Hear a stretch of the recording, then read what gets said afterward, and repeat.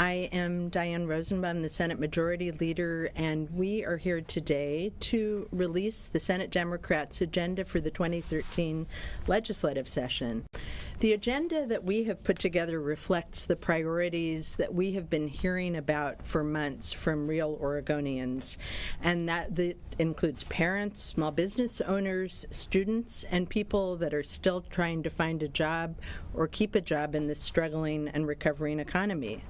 So our priorities include investing in good public education for Oregon students, helping our small businesses to be able to stay in business and expand by providing increased economic development tools, and standing up for middle-class families across the state of Oregon. First, we are really putting a strong emphasis on investing in public schools and in skills training for the jobs of the 21st century.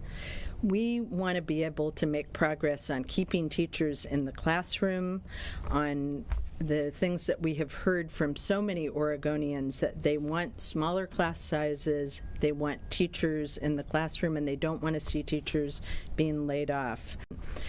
In addition to that, we will be proposing that we build on and add to some of the career training programs that we have been working on and are already starting to be heard today. We're going to have proposals to help small businesses put people back on the job.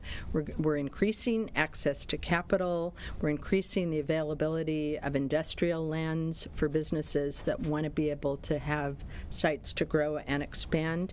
And we're streamlining the state's economic development programs, because that is what we've been hearing from small businesses that they need in order to be able to thrive.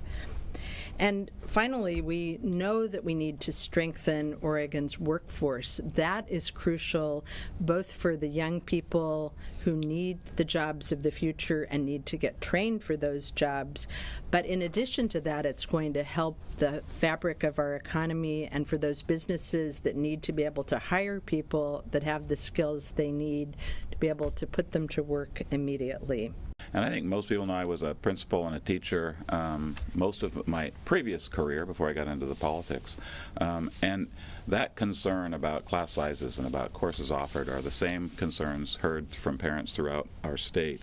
And one of the things that's been exciting to me as I moved into the Senate here was that the President saw fit to align part of the agenda you'll see today with fixing our rural economy. And so I am now the chair of the newly formed committee on rural communities and economic development. And we're really looking forward to helping spread, as the economy comes back, that economy to the entire state of Oregon, including those rural areas that so desperately need the jobs that make communities, that foster the schools and make complete, healthy communities. And I look forward to doing that. I look forward to working with my colleagues in the Senate and the House to propose legislation that will improve the opportunities for small businesses in those areas and to make sure that the land base that's necessary for economic development is there and ready in the future. We got a great staff. They gave me talking points, and I'm going to go off those talking points and just kind of tell you the way I see it. And I'll probably be asked to leave the stage immediately, but I want to talk to you about it. I'm a primary care physician, a family doc down in Southern Oregon. I see about 25 patients a day, 5 days a week.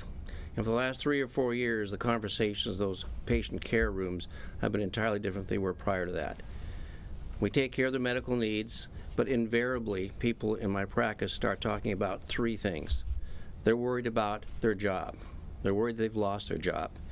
They're worried about getting a job back. They're worried they're going to lose their job in the near future. I hear that from almost every single patient. And even those that have jobs are worried. And as the economy is slowly coming back, they're seeing a little light out there, but not much. So jobs are still number 1 in my practice in Southern Oregon. Number 2, these same people are fearful of losing their houses. Some of them are on short sales or foreclosures. They're trying to hold on to their homes. And some of the things we're going to try to do in the Senate and in the House this year are going to try to help them stay in their homes and keep those homes. It's still a huge problem. And third, and probably most important, they talk to me about education for their children. They're worried about how big the classroom sizes are in their junior high schools and their high schools. They're worried about what it looks like in the grade schools. They don't know how they're going to send their kids on to higher education because of the cost of doing that. So the agenda you see before you, from my point of view, addresses those three issues. We're going to do everything we can to bring the jobs back into Oregon. We're seeing some upticks there. We need to do more. As far as home foreclosures are concerned, we have several bills that are going to be out on the floor here in the next few weeks that I think are going to help that also. And we are dedicated to putting seriously more money back into education, K-12, higher ed, and from my point of view, most importantly, in pre-kindergarten and programs that can really prepare very young children to be successful in our schools. A discussion about reinvesting in public education. How much is the right amount? How much would you like to see for K-12 and for higher ed? Well, it's very hard to stand here today and talk about a specific number in the budget.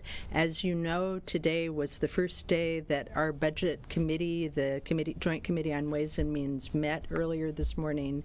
But it is true that the co-chairs of the Budget Committee, Senator Richard Devlin and Representative Peter Buckley, are working on a legislative budget proposal. I expect that to be ready at the end of February, and certainly a lot of the emphasis that we have put today on public education we expect to be reflected in their budget, which will be the starting place for the legislature's budget discussions. So does the emphasis on funding education mean that you're going to support the governor's PERS reforms, since those are linked in his proposed budget anyway? Well, there's no doubt that that connection has been made, and I think that it is fair to say that there will be legislation dealing with PERS in the 2013 session. I think that any PERS proposal needs to be able to reap savings that can be used for education and other critical priorities of Oregonians. It also needs to be fair, and it also needs to be legal. And so those are the principles that we'll be using as we move forward on considering proposals to deal with the public employee retirement system. Go to immigration reform from strengthening the job market, but is that something that you're looking at, making it easier to get a driver's license, for instance? We've had a lot of conversations about that. From my perspective, and I haven't seen any bills yet that are coming that way.